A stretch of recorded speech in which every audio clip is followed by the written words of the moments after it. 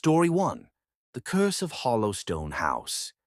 In the remote countryside of Maine, hidden behind a dense forest of twisted, ancient trees, stood Hollow Stone House. Built in 1891 by the enigmatic Henry Blackwell, it was once a grand estate. But now it was a forgotten relic, its once beautiful architecture swallowed by decay. The house had been abandoned for nearly a century, its windows dark, its doors forever closed. The locals refused to go near it. They spoke in hushed voices about the disappearances, the strange lights in the windows at night, and the ghostly figures that moved through the halls. Some claimed they heard a woman weeping inside, though no one had lived there in over 80 years. Others swore the house had a presence, a hunger that waited for the next unfortunate soul to enter. In 2024, Daniel Foster, a history professor from Boston, arrived in town. He had spent years researching Hollowstone House, fascinated by its dark past. He didn't believe in ghosts, but he wanted to uncover the truth behind the stories. So, against all warnings, he set out for the house, alone. The moment he stepped onto the overgrown pathway, an unsettling silence surrounded him. No wind, no birds, only the sound of his own footsteps crunching against the dead leaves. The iron gate, rusted and cold, creaked as he pushed it open. The front door was unlocked. Inside, the house was frozen in time. Dust-covered furniture, chandeliers coated in cobwebs, and paintings whose subjects seemed to watch as he walked past. An old grandfather clock stood in the foyer, its hands stuck at 2:07 a.m. A strange, damp chill filled the air. As Daniel moved deeper into the house, he found a grand study lined with bookshelves. A massive fireplace, long since unused, stood at the center. He set up his notebook and recorder, determined to document his stay. Then, at exactly 2:07 a.m., the nightmare began. A sudden thud echoed from upstairs. Daniel froze. He told himself it was just the old house settling. But then, footsteps, slow, heavy, moving across the wooden floor above him. He grabbed his flashlight and cautiously climbed the staircase. The corridor was lined with portraits of the Blackwell family, their faces pale and hollow-eyed, almost too lifelike. At the very end of the hallway, a door stood slightly ajar. Daniel pushed it open. Inside was a child's nursery, untouched for decades. A rocking chair sat in the center, gently swaying. The air was ice-cold, and the scent of rotting wood and something sickly sweet filled his nostrils. Then, he saw it. A small figure stood in the corner, facing away. It was a girl, her long black hair hanging in tangled strands. She wore a Victorian-era nightgown, tattered and stained. Then, without warning, she turned. Her face was a twisted, ghastly grin, her eyes black and hollow. She let out a sharp, inhuman scream, and the room exploded into chaos. Toys flying off shelves, the crib shaking violently, the rocking chair spinning on its own. Daniel stumbled backward, slamming the door shut. His heart pounded as the screams echoed through the house, growing louder, surrounding him. He ran down the stairs, but the moment he reached the foyer, the front door was gone. In its place was a solid, unbroken wall. The house had trapped him. A whisper slithered through the darkness. "You came too late. It's already yours." The last thing Daniel saw was the figures emerging from the shadows, distorted, eyeless, their mouths stretched into silent wails. The next morning, his car was found outside Hollowstone House, door open, keys still in the ignition. But Daniel was never seen again. And on cold, windless nights, if you stand outside the ruins of Hollowstone House, you might hear it. The soft creak of a rocking chair, the distant laughter of a child, and the voice of Daniel Foster, forever calling for help from inside the house that never lets anyone go. The Haunting of Whitmore Mansion. Whitmore Mansion, one of the oldest and most mysterious houses in a remote North Carolina town, was built in 1887 by wealthy businessman Edward Whitmore. He lived there with his wife and only daughter. But one night, a mysterious fire consumed the mansion, and the entire Whitmore family perished. Ever since, locals have reported strange occurrences, whispers in the night, shadowy figures in the windows, and an eerie presence that never seemed to leave. In the fall of 2024, New York-based author James Thornton purchased the mansion. Fascinated by the supernatural, he believed that living in a haunted house would inspire his next book. The townspeople warned him about the mansion's dark past, but he dismissed their concerns as mere folklore. The first night, James immediately sensed something was off. The air inside the house felt heavy, charged with an unseen force. He sat in his study, attempting to write, but an unshakable sense of unease gripped him. Then, out of the corner of his eye, he saw a shadow move outside the window. He turned to look. Nothing was there. But when he returned to his desk, the neatly stacked pages of his notebook were scattered. Determined to learn more, he visited the town library the next morning. An old librarian hesitated before showing him historical records about the mansion. According to town archives, Whitmore's daughter, Martha, had been a victim of her father's cruelty.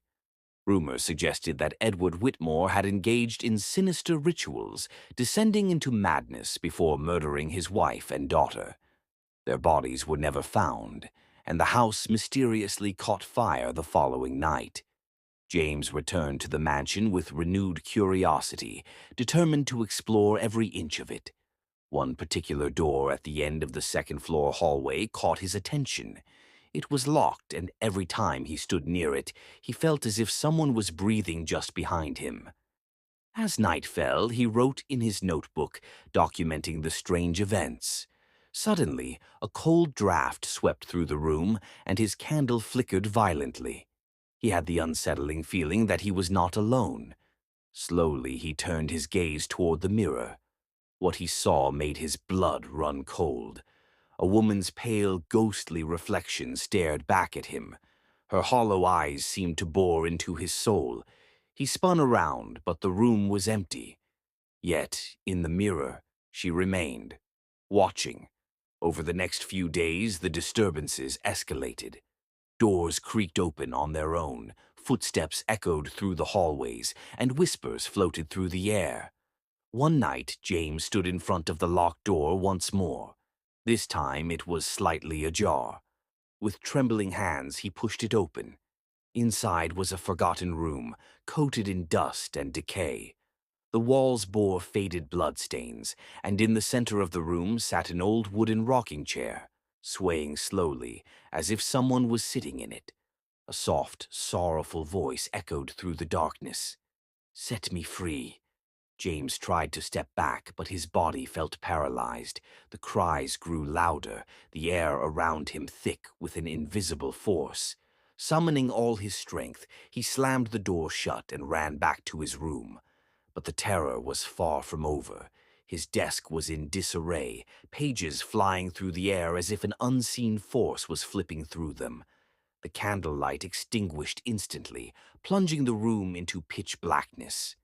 And then, a cold, deathly hand touched his shoulder. James screamed and bolted for the door, but as he stepped outside, he realized he was no longer in the real world. The landscape beyond the mansion had vanished. There were no streets, no stars, just an endless, swirling fog. It was as if he had crossed into another realm, one where time and space no longer followed the rules he knew. After that night, James Thornton was never seen again. Months later, some locals noticed his abandoned car parked outside the mansion's gate. The front door was open, but the house was empty. On his desk lay a single, open notebook. The final entry read, "I was wrong. They're really here." From then on, townspeople whispered that Whitmore Mansion had claimed another soul, and sometimes, if you dared to look up at its windows on a moonlit night, you might see a shadowy figure staring out, waiting for the next visitor, the next story to be told, and perhaps another soul to be trapped forever. The Haunting of Blackwood House. In the quiet countryside of Salem, Massachusetts, hidden behind ancient oak trees and overgrown ivy, stood Blackwood House, a mansion so old and forgotten that even the locals refused to go near it. Built in 1842 by the wealthy merchant Jonathan Blackwood, the house had once been a grand estate, but after a series of mysterious disappearances, it was abandoned. Legends spoke of strange lights flickering in the windows at night, whispers echoing through the halls, and shadowy figures that watched from the attic. Some claimed the house was cursed, others believed it was haunted by the Blackwood family, who had all perished under unexplained circumstances. But Ethan Carter, a journalist from New York, didn't believe in ghosts. In 2024, he arrived in Salem, determined to uncover the truth behind Blackwood House. His plan was simple: spend 1 week inside, document his experiences, and prove that the hauntings were nothing more than old folklore. With a camera, notebook, and a flashlight, he stepped through the rusted iron gates and into the unknown. The first thing he noticed was the silence. No birds, no wind, just an eerie stillness. The massive oak door creaked as he pushed it open, revealing a dust-covered foyer. An old chandelier swayed slightly, though there was no breeze. Ethan took a deep breath and stepped inside. As he explored the house, he found rooms frozen in time, furniture draped in white sheets, portraits staring from cracked frames, and a massive grandfather clock stuck at 3:15 a.m. The air smelled of damp wood and something else, something rotten. That first night, the real horror began. At exactly 3:15 a.m., Ethan was awakened by the sound of footsteps. Slow, deliberate, coming from the hallway outside his room. He grabbed his flashlight and crept toward the door, but the moment he touched the handle, the footsteps stopped. When he opened the door, the hallway was empty, except the old rocking chair at the end of the corridor was moving, creaking back and forth. Ethan's heart pounded. He turned to go back to his room, but then he saw it. A figure standing at the top of the staircase. It was tall, thin, and dressed in what looked like a tattered black suit. Its face was nothing but darkness, hollow and empty, yet Ethan felt its eyes on him. Then the figure moved. Ethan slammed the door shut and backed away, his breath coming in sharp gasps. He tried to convince himself it was his imagination, a trick of the light. But deep down, he knew something was inside Blackwood House with him. The following nights were worse. Doors slammed on their own. Shadows shifted in the corners of rooms. A whispering voice called his name from the attic. Each night at 3:15 a.m., he would wake to the sound of something scratching at his door. On the fourth night, Ethan finally decided to enter the attic. If he was going to solve this mystery, he had to face whatever was haunting him. Armed with a flashlight and his camera, he climbed the narrow staircase. The air grew thick and suffocating, and the moment he stepped onto the attic floor, his flashlight flickered and died. Then, the whispers began. Soft at first, then rising into a terrifying chorus of pleas, screams, and laughter.